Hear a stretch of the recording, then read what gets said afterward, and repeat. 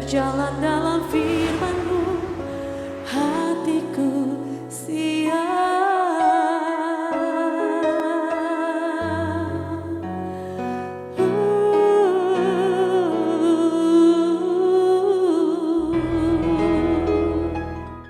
Salam, God Lover yang dikasihi oleh Tuhan. Senang berjumpa kembali dalam program Raise and God Diaspora TV malam hari ini. Setelah melewati kesibukan sepanjang hari ini, mungkin ada situasi yang membuat jiwa Anda menjadi letih, lesu, dan berbeban berat. Jangan menyerah sebab Tuhan mengundang kita semua untuk mengalami kelegaan. Marilah kepadaku semua yang letih, lesu, dan berbeban berat. Aku akan memberi kelegaan kepadamu. Itu yang dikatakan Tuhan Yesus kepada kita. Janji yang luar biasa, undangan yang luar biasa. Oleh sebab itu, mari kita hampiri Dia di dalam doa. Kita berdoa bersama. Bapa di surga, kami ucap syukur. Anugerah-Mu sempurna di dalam Yesus Kristus. Kami saat ini datang kepadamu memenuhi undangan-Mu yang terbaik, Tuhan. Kami membawa keadaan hidup kami yang sedang letih, lesu, berbeban berat. Kami bersyukur karena dalam hadirat-Mu Engkau akan memberi kami kelegaan. Karena di dalam Engkau kami menemukan jalan keluar. Di dalam Engkau Bapa kami akan mendapatkan kekuatan yang baru. Menemukan hikmat untuk menyelesaikan masalah-masalah hidup kami. Tidak peduli situasi sesulit apapun yang sedang kami hadapi. Kami sangat percaya Engkau akan menolong, Engkau akan membuat kami berkemenangan dalam hidup ini. Bapa, kami siap untuk mendengar kebenaran firman-Mu. Berfirmanlah kepada kami dalam nama Tuhan Yesus Kristus. Amin. Saudara-saudara, di masa kini, mimbar-mimbar gereja seringkali coba menghindari tema-tema yang dianggap sensitif karena tidak disukai oleh jemaat. Salah satu tema yang banyak orang tidak suka mendengarnya adalah ketika itu bicara tentang dosa dan pentingnya pertobatan. Ada banyak pengkhotbah mencari rasa aman, kalau bisa jangan mengkhotbahkan tentang hal itu. Khotbah saja tentang bagaimana memulihkan semangat orang, memotivasi orang, bicara tentang hal-hal yang membuat orang itu lebih senang untuk mendengarnya. Saudara-saudara, kalau kita menghindari topik tentang dosa, maka sama saja kita sedang mengaburkan iman kita. Karena iman Kristen itu bertitik tolak pada karya penebusan Yesus Kristus. Penebusan dosa-dosa manusia di atas kayu salib lewat kematian Yesus Kristus. Oleh sebab itu saudara-saudara, sebagai orang Kristen, kita harus berani untuk menyuarakan, untuk bicara kebenaran tentang dosa. Tetapi dengan cara yang penuh harapan, bukan sebagai berita buruk yang tidak ada solusinya, bukan hanya berita buruk yang menakutkan orang, tetapi harus bicara tentang dosa, tetapi ada solusinya, ada kasih karunia Allah untuk menyelesaikannya. Manusia tidak mampu menyelesaikan dosanya sendiri, tetapi kasih karunia Allah itu sudah menyelesaikannya di atas kayu salib. Kita akan belajar bagian dari Alkitab supaya kita sadar bahwa dosa itu berbahaya, bahwa dosa itu akan membuat manusia menjadi menderita, hidupnya akan hancur, hidupnya akan berantakan. Mari kita belajar dari kisah nyata yang pernah dialami oleh orang Israel. Hakim-Hakim pasal 6 ayat 1 sampai 5. 5 ayat ini memberi gambaran kepada kita bahwa dosa itu ternyata membawa kesengsaraan dalam hidup manusia. Kita baca ayat pertama. Tetapi orang Israel melakukan apa yang jahat di mata Tuhan, sebab itu Tuhan menyerahkan mereka ke dalam tangan orang Midian 7 tahun lamanya. Saudara-saudara lihat, ini pertama adalah kesengsaraan yang bersifat rohani. Ketika orang Israel sengaja berbuat dosa, memilih jalannya sendiri, bahkan mengikuti jalan orang berdosa, melawan kebenaran Tuhan, melanggar ketetapan Tuhan. Akhirnya mereka keluar dari perlindungan Tuhan. Ketika jalan mereka keluar dari perlindungan Tuhan, musuh menguasai mereka. Musuh membuat mereka semakin tidak berdaya. Kesengsaraan rohani. Orang punya masalah. Orang mengalami situasi sulit. Orang mengalami keadaan hidup yang membuat dia kehilangan sukacitanya, kehilangan damai sejahteranya. Karena apa? Tanpa Allah.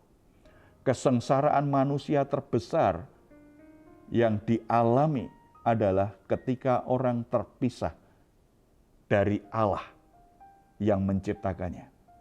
Kesengsaraan hidup kita yang terbesar bukan karena kita nggak punya uang, bukan karena kita sakit, bukan karena kita tidak punya pekerjaan, tetapi karena terpisah dari Allah selama-lamanya. Tetapi puji Tuhan, karena ada kabar baik, Yesus datang ke dunia ini untuk mencari orang yang berdosa. Puji Tuhan. Saudara-saudara, inilah iman Kristen. Iman Kristen tidak berpijak pada usaha manusia untuk mencari Allah, untuk membereskan dosanya dengan usahanya sendiri. Tetapi iman Kristen bertitik tolak pada kasih karunia Allah, penebusan Yesus Kristus di atas kayu salib. Allah yang mencari manusia berdosa, Allah yang mencari orang yang tersesat, dan Allah yang berinisiatif untuk menyelesaikan dosa manusia melalui penebusan Yesus Kristus di atas kayu salib. Inilah kabar baik, inilah Injil Yesus Kristus. Oleh sebab itu, saudara-saudara, berapa lama kita sudah terhilang dari hadapan Tuhan? Berapa lama kita sudah tersesat dari jalan kita? Berapa lama saudara sudah tidak beribadah lagi? Berapa lama saudara sudah tidak berdoa lagi? Berapa lama saudara sudah menghindari hal-hal rohani? Karena saudara pahit hati, karena saudara terpengaruh dengan lingkunganmu, karena saudara sudah meninggalkan Tuhan selama ini. Ini menjadi sebuah kabar yang baik bagi kita, kembali kepada Tuhan. Yesus sudah menyelesaikan karya penebusannya. Tidak ada dosa yang tidak diampuni selama dosa itu diakui. Tidak ada kesesatan yang tidak menemukan jalan selama kita menyambut uluran tangan Sang Gembala yang agung, yaitu Yesus Kristus, yang ingin membawa kita ke jalan yang benar.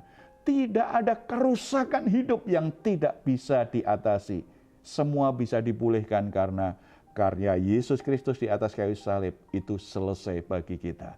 Oleh sebab itu, jangan biarkan kesengsaraan rohani membawa saudara mengalami kesengsaraan secara jasmani, secara jiwani. Sebab ini yang terjadi dengan orang Israel. Kesengsaraan rohani itu mengakibatkan mereka mengalami kesengsaraan jiwani. Coba perhatikan ayat yang kedua.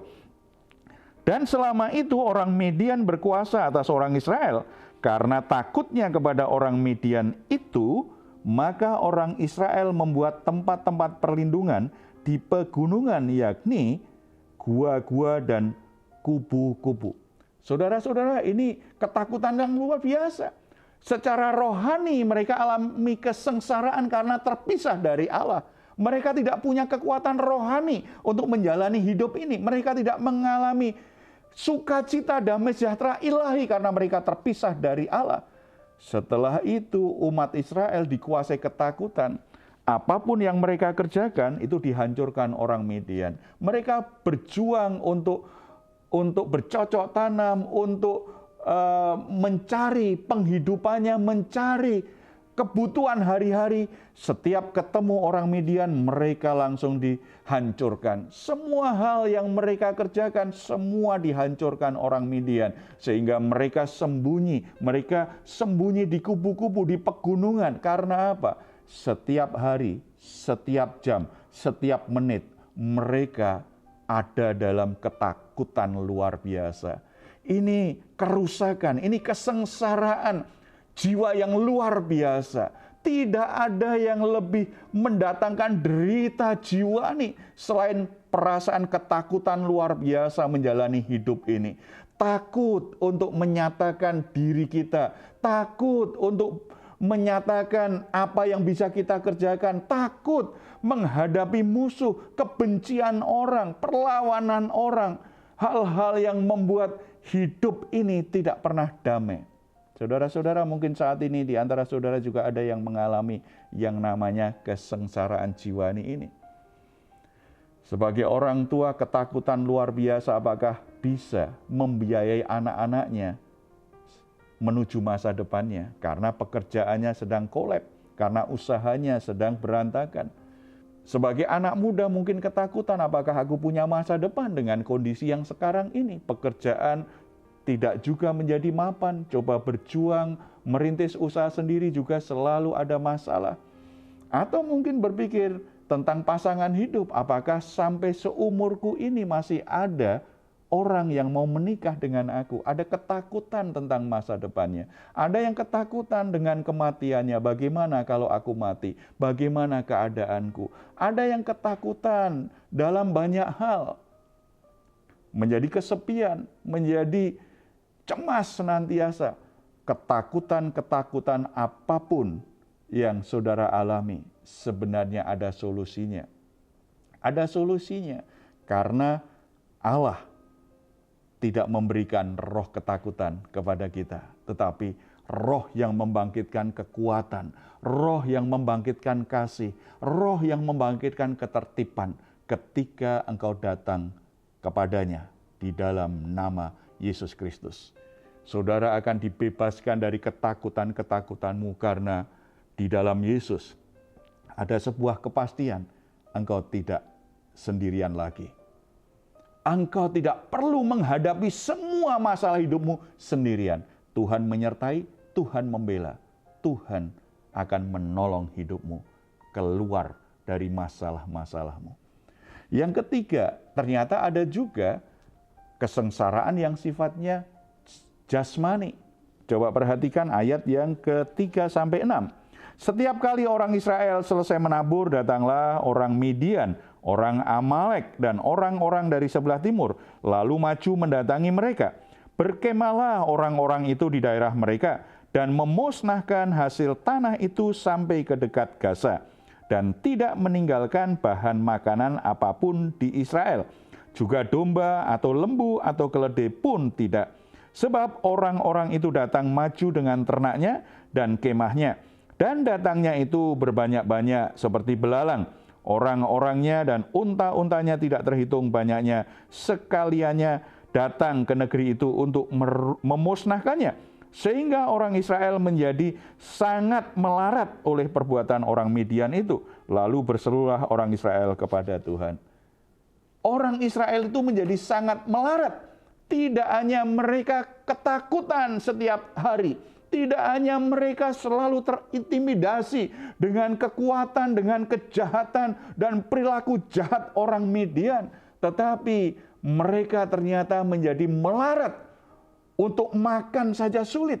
Apalagi untuk hal-hal yang lain. Apalagi untuk merencanakan masa depannya. Benar-benar ketakutan luar biasa dengan penderitaan itu, penderitaan yang luar biasa. Penderitaan batin, penderitaan jasmani mereka alami luar biasa. Karena apa? Mereka memilih jalan yang berdosa. Mereka memilih jalan yang menyimpang dari jalannya Tuhan. Karena mereka sengaja memberontak Tuhan yang sudah membawa mereka masuk tanah perjanjian. Saudara-saudara, memang tidak selalu masalah ekonomi karena dosa. Tetapi kalau saat ini saudara diperhadapkan situasi sulit secara ekonomi, serba kekurangan, serba kesulitan untuk memenuhi kebutuhan saja hari-hari begitu sulit. Lebih bijaksana saudara meneliti hati. Apakah ada kesalahan-kesalahan yang telah aku perbuat? Apakah ada dosa yang pernah aku perbuat? Apakah ada hal-hal yang tidak sejalan dengan kehendak Tuhan selama ini? Saudara perlu merenung, saudara perlu bertanya pada diri sendiri dan bertanya kepada Tuhan, kenapa aku alami penderitaan ini? Mengapa aku mengalami kesengsaraan ini? Tidak ada kata terlambat. Selalu ada kesempatan bagi hidup setiap orang untuk dipulihkan oleh Tuhan, untuk menemukan kembali berkat yang selama ini menjauh dari hidup kita. Oleh sebab itu, saudara-saudara, bagaimana keadaanmu saat ini? Adakah dosa yang harus engkau akui di hadapan Tuhan? Adakah dosa yang harus engkau tinggalkan di hadapan Tuhan? Tidak usah menunggu engkau mengalami penderitaan, mengalami kesengsaraan, baru bertobat. Lebih baik ketika kita sadar kita telah berbuat dosa, kita cepat-cepat untuk mengakui, membereskannya, minta ampun kepada Tuhan. Cepat-cepat bertobat. Itu lebih bijaksana. Tidak usah menunggu dampak dosa yang membawa kesengsaraan menimpa hidup kita. Mari kita datang kepada Tuhan. Kita berdoa. Bapa di surga, kami mengucap syukur Tuhan sudah ingatkan kami. Betapa kami seringkali seperti orang Israel. Kami tidak belajar dari pengalaman hidup kami. Kami kembali pada dosa-dosa. Betapa kami mengeraskan hati, kami sengaja menjauh dari Tuhan. Kami membiarkan dosa itu semakin hari semakin kuat mencengkeram hidup kami, memperbudak hidup kami. Sehingga kami alami dampak yang begitu buruk. Rumah tangga kami, kesehatan kami, ekonomi kami. Dan saat ini Tuhan ingatkan, sesungguhnya kesengsaraan terbesar yang kami alami adalah kalau kami jauh dari Tuhan. Tetapi kami bersyukur karena Yesus Kristus menyediakan penebusan yang sempurna. Hamba-Mu berdoa untuk setiap saudara-saudara yang saat ini mengikuti program Rest and God ini. Mungkin mereka sudah sangat jauh menyimpang dari jalan Tuhan. Mungkin mereka sudah sangat terikat dengan dosa. Bahkan mereka menjadi tidak yakin lagi apakah dosa-dosa mereka masih bisa diampuni oleh Tuhan. Tetapi kiranya Roh Kudus bekerja menjamah hati mereka. Mereka kembali mengingat karya Yesus di atas kayu salib yang sudah menebus dosa mereka secara sempurna. Roh Kudus, mari Engkau menjamah setiap orang yang terikat dosa, dosa apapun yang mengikat kehidupan saudara-saudara kami. Tuhan, lepaskan mereka. Tuhan, jamah hati mereka, supaya mereka sungguh-sungguh bertobat meninggalkan jalan-jalannya yang berdosa. Mereka sungguh-sungguh menyesali jalannya yang berdosa dan kembali kepada Tuhan. Kebenaran firman-Mu membentuk, mengarahkan hidup mereka. Roh Kudus memberi mereka kekuatan untuk bisa mengalaminya, untuk bisa mengalami dan mengalami kebebasan itu sepenuhnya di dalam Yesus Kristus Tuhan. Tuhan, pulihkan apa yang selama ini hilang, pulihkan apa yang selama ini rusak. Orang-orang yang bertobat, orang-orang yang diampuni Tuhan, kami sangat percaya akan mengalami pemulihan yang dari Tuhan. Hal-hal yang baik Tuhan mulai kerjakan dalam hidup mereka semua. Terpuji nama-Mu Bapa, dalam nama Tuhan Yesus kami berdoa. Amin. Saudara-saudara, jika saat ini saudara atau keluarga saudara mengalami pergumulan dan membutuhkan dukungan doa, di layar saudara ada nomor telepon yang bisa saudara hubungi. Tim doa kami akan mendoakan saudara. Tetap yakin, tetap percaya, Tuhan tetap mengasihi dan akan menolongmu. Silahkan jika Anda ingin memberikan komentar di ruang komentar yang ada di channel Diaspora TV. Mari kita ucapkan bersama-sama Mazmur 4 ayat 8-9. Biarlah ini menjadi keyakinan kita. di dalam Tuhan. Engkau telah memberikan sukacita kepadaku lebih banyak daripada mereka ketika mereka kelimpahan gandum dan anggur. Dengan tentram aku mau membaringkan diri lalu segera tidur, sebab hanya Engkaulah ya Tuhan yang membiarkan aku diam dengan aman. Puji Tuhan, selamat malam, selamat beristirahat. Nikmatilah rest and God malam hari ini. Tuhan memberkati kita semuanya.